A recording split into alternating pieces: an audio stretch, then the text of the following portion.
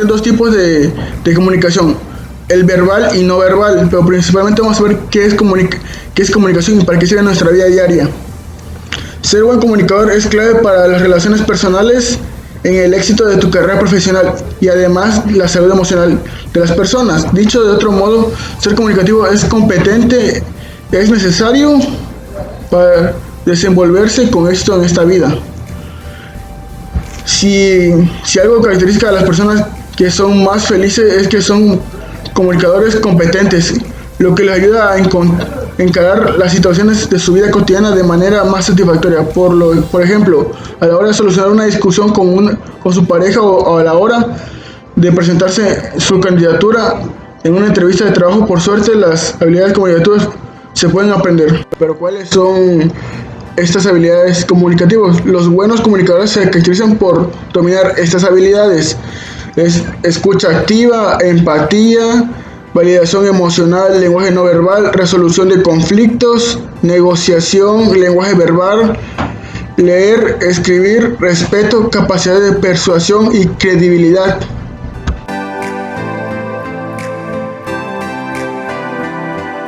La comunicación verbal se caracteriza por el uso de las palabras en la interacción entre el emisor y el receptor.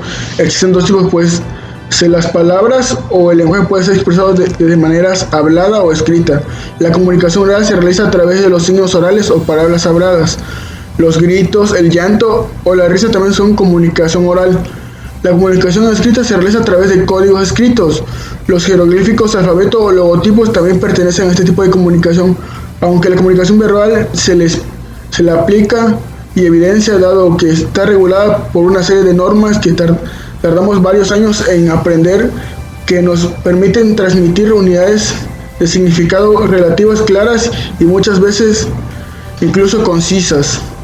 Hay que tener en cuenta, tras ella también hay otra tan o más importante que esta, o además de eso puede modificar los signos de la primera. Se trata de la comunicación no verbal.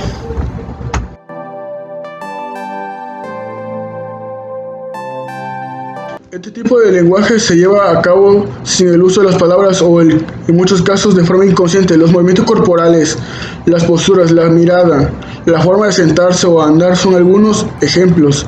La mayoría de los casos, tanto la emisión de los mensajes como la interpretación de estos son procesados realizados de manera automática e incluso involuntariamente.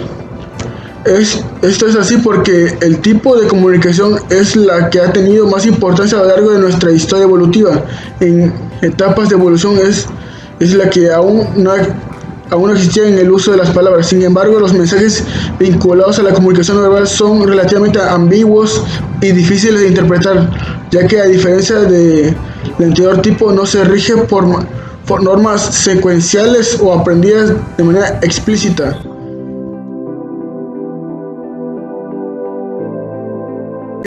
¿Qué es un rol? Es el papel o función que alguien o algo representa o desempeña por voluntad propia o por imposición.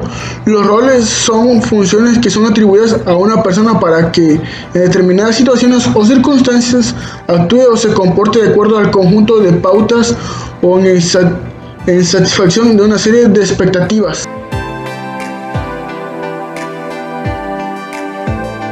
Los roles que usan un grupo de trabajo para que sea óptimo son: el opinante expresa su opinión de manera oportuna, el elaborador ofrece explicaciones con ejemplos e hipótesis sobre cómo se desarrollará una idea, coordinador relaciona las ideas y trata de unificar los criterios, orientador define la posición del grupo en base a sus objetivos y teniendo en cuenta lo ocurrido, evaluador juzga la situación del grupo y cómo se desarrollará la situación.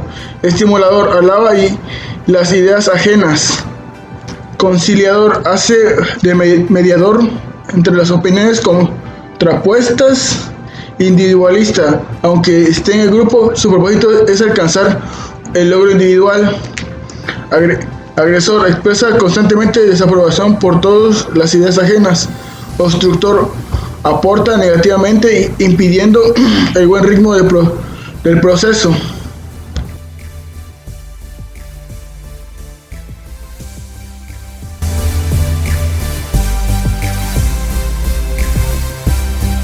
Comportamiento organizacional es una especie de círculo evaluativo que busca establecer cómo se comportan las personas dentro de una organización, por qué actúan así y cuáles son los impactos de su forma de desenvolverse. Existen conceptos, factores que sirven con base al desarrollo de toda empresa y uno de ellos es el comportamiento organizacional. ¿Alguna vez has oído escuchar sobre este aspecto? Se trata de uno de los elementos clave dentro de una cultura organizacional, es decir, un conjunto de valores, procedimientos, reglas, creencias que reúne una compañía.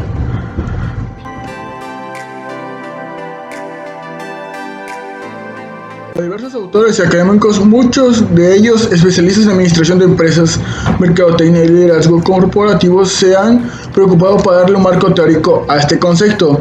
Para Steve Robbins, un autor estadounidense de libros de gestión empresarial, el comportamiento organizacional es un campo de estudios que investiga el impacto de los individuos, grupos y estructuras sobre el comportamiento dentro de las organizaciones. Mientras tanto, en la academia de Kate David y John Newstrom, estadounidenses, los definen como el estudio y la aplicación de conocimiento relativo a la manera en que las personas actúan dentro de la organización. Como ves, el comportamiento organizacional es mucho más que la interacción entre trabajadores y grupos y estructuras de una empresa, pues ocupa del análisis de cómo estas variables influyen en el desarrollo, el talento humano y la influencia en general.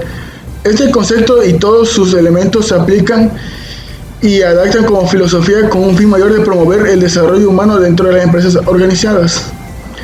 A su vez, cuenta como objetivos específicos y otros aspectos que demuestran el comportamiento y la utilidad.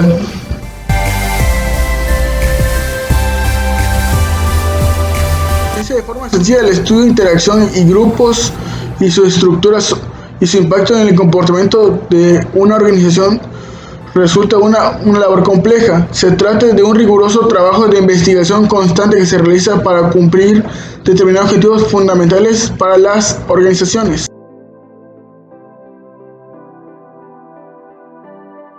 Uno de los enfoques de la aplicación del comportamiento organizacional como concepto es conocer a ciencia cierta cómo se desenvuelven e interactúan las personas dentro de la empresa o institución.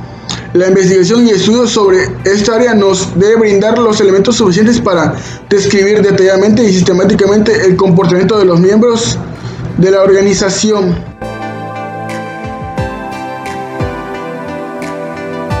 Una vez que se describe la manera en que se comportan las personas y que se integran a la organización, es momento de hacer una gran e importante pregunta: ¿por qué actúan así? Encontrar el origen y los motivos del comportamiento del equipo humano y sus miembros en otros de los objetivos del comportamiento organizacional.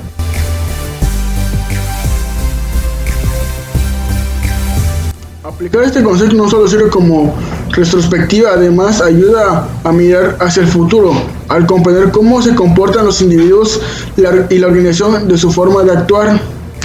Podrás hacer proyecciones sobre cómo los empleados podrían cultivar competencias laborales importantes dentro de un periodo de tiempo determinado.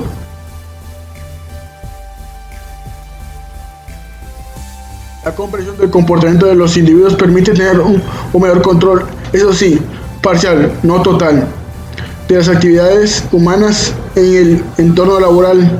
Para cumplir los objetivos lógicos se necesita de investigación, datos sólidos y también deben buscar el ámbito digital y eléctrico. La transformación digital y los nuevos canales para comunicarse hacen que ya no sea suficiente la observación y el análisis físico, la evaluación del expediente de cada empleado. Por ejemplo, es importante evaluar interacciones, contenido y usos que le dan de los trabajadores en las redes sociales y métodos de interacción internos.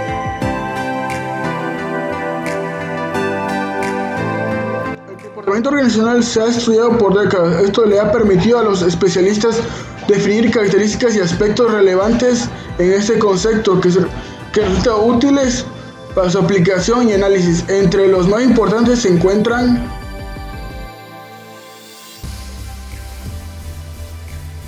la teoría de variables de comportamiento organizacional. Consta de 3 niveles: organizacional, grupal e individual, que a su vez son influenciadas por el medio ambiente. El nivel individual cuenta con ciertas creencias o principios como las personas tienen necesidades diferentes y siempre buscan satisfacerlas. El hombre posee capacidad limitada de respuesta. El hombre percibe y evalúa. Las personas piensan en el futuro y eligen cómo comportarse. En cuanto al nivel grupal, está segmentado en grupos formales integrados por equipos de mando, de tarea y temporales, y grupos informales conformados por grupos de interés y amistad. Y por último, el nivel organizacional evaluada las empresas e instituciones como conjunto que integran diferentes actividades y esfuerzos con objetivos en común.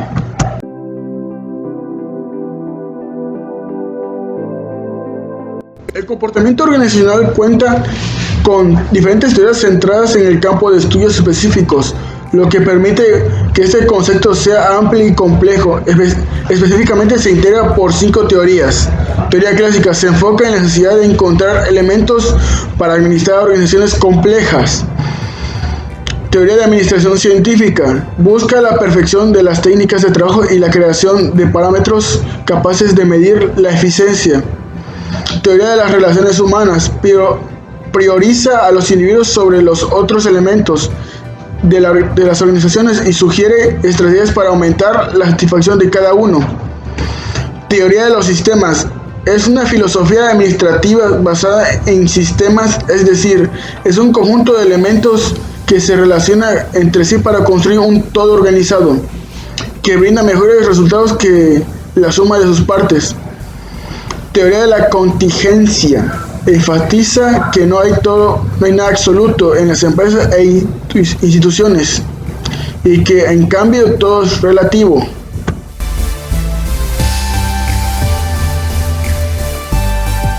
Cada organización o empresa tiene características y desafíos específicos. Sin embargo, existen parámetros generales que se deben seguir para analizar el comportamiento organizacional. Uno de ellos son los indicadores, los cuales deben ser objetivos y tener una relación directa con acciones realizadas. Entre ellos se encuentran absentismo, tiempo de tarea para la ejecución, fallas humanas, calidad y cantidad de producción, grado de productividad.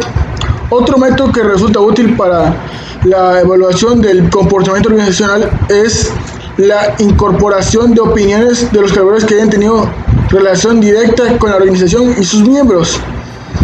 Por supuesto, resultan muy útiles análisis internos, entrevistas y otros tipos de feedback, así como el análisis de base de datos y archivos con el desarrollo de cada colaborador. En cuanto a la frecuencia con la que se debe llevar a cabo estos tipos de estudios y análisis, lo conveniente es cumplir con todos los objetivos de un ciclo de investigación antes de llevar a cabo uno nuevo. Y listo. Estos son algunos de los aspectos más importantes sobre el comportamiento organizacional, un concepto fundamental para impulsar el desarrollo humano en las empresas e instituciones.